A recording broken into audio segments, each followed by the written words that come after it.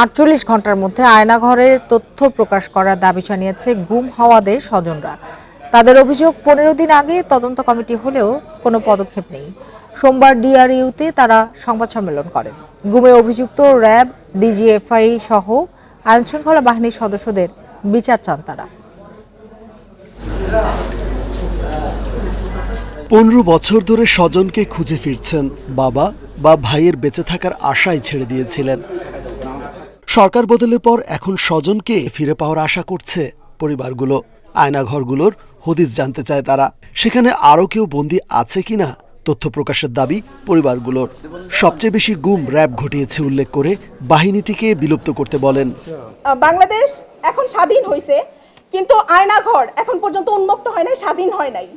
তো আমরা চাই আয়নাঘর বা গুমঘর যেগুলো আছে ওগুলো ভেঙে ফেলতে। যদি আয়নাঘর থাকে তাহলে বাংলাদেশের বিচার ব্যবস্থা, আইন আদালতের কোনো প্রয়োজন নাই। সব স্বজনদেরকে ফিরিয়ে দিতে হবে। যেহেতু আগের সরকার নেই, এখন বর্তমান সরকার আছে, তাহলে আয়নাঘরগুলো কেন তল্লাশি করা হচ্ছে না? আমাদের কথা হইলো র্যাব 1 থেকে শুরু করে যত প্রশাসনিক যেখানে আয়নাঘর আছে, টর্চার সেল আছে, সবগুলো সেল তল্লাশি করা হবে এবং আমাদের সমন্বয়কদের নিয়ে তল্লাশি করা হবে। এটা আমরা চাই।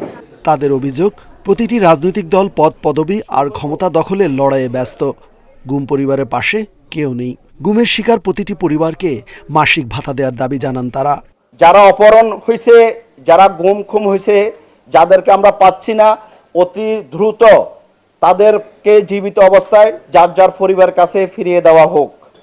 এবং আমরা যারা পরিবারগুলো ক্ষতিগ্রস্ত হয়েছে তাদের আর্থিক সহযোগিতা এবং তাদেরকে মাসিক অনুদানের ব্যবস্থা করে দেওয়া হোক। ফ্যাসিস্ট সরকারের পতন হলেও এখনো পুরোপুরি সুফল মিলছে না বলে মনে করে গুম পরিবারের সদস্যরা। যারা আছে তারা কি অবস্থা? রেজওয়ানুল হক, ইন্ডিপেন্ডেন্ট নিউজ, ঢাকা।